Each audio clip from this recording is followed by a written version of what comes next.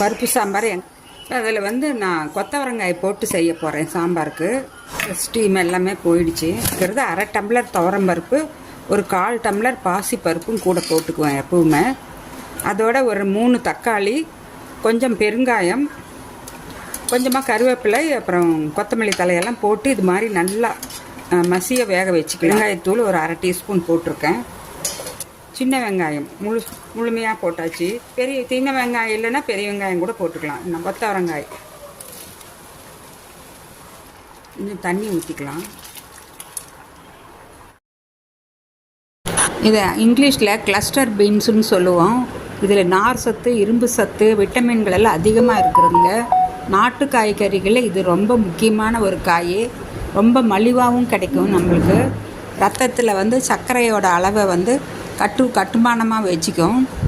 Sugar patient தைரியமாக சாப்பிட்லாம். இந்த காயை நார் சத்து அதிகமாக இருக்கிறதுனால ரத்தத்தில் சேர்கிற எல்டிஎல்ங்கிற கெட்ட கொழுப்பை குறைச்சி நம்ம ஹார்ட்டை வந்து நல்லா ஆரோக்கியமாக பாதுகாக்கும்.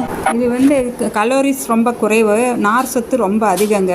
அதனால் வெயிட் லாஸ் பண்ணுறவங்களுக்கு இது ரொம்ப ஒரு நல்ல உணவு. நார் சத்து அதிகமாக இருக்கிறதுனால மலச்சிக்கல் பிரச்சனை இருக்கிறவங்களுக்கு இது ஒரு நல்ல உணவு. சாம்பார் பவுடர் வீட்டில் அரைச்ச சாம்பார் பவுடர் தாங்க.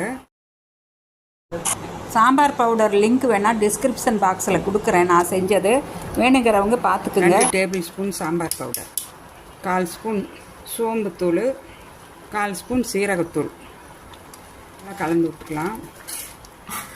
காய் வேகிறதுக்கு மட்டும் ஒரு 3 விசில் 4 விசில் கொடுத்துக்கலாம்.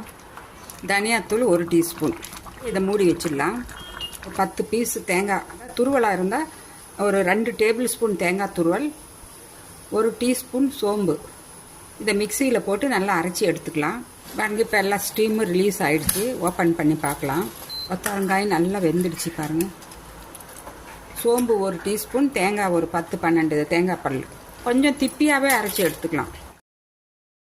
1 டீஸ்பூன் அளவுக்கு வெல்லம் போட்டிருக்கேன். இந்த சாம்பார் கொஞ்சம் தண்ணி மாதிரி இருந்தால் தான் நல்லாயிருக்கும். இப்போல்லாம் செக் பண்ணிக்கோங்க. இந்த ஸ்டேஜில் மேலே எல்லாம் வெயிட் வைக்க வேண்டியதில்லை. தேங்காயோட பச்சை வாசனை தான் போகணும். இதை ஓப்பன் பண்ணி பார்க்கலாம். அந்த சைடில் நுரை இருக்கும். அந்த நுரையெல்லாம் போயிட்டாலே தேங்காயோட வாசனை போயிடுச்சு. பச்சை வாசனை என்ன ஊற்றிருக்கேன். கடுகு ஒரு 1/2 டீஸ்பூன், ரெட் சில்லி ஒரு 1/4 டீஸ்பூன் சாம்பார் பொடி, கொஞ்சமாக பெருங்காயத்தூள்.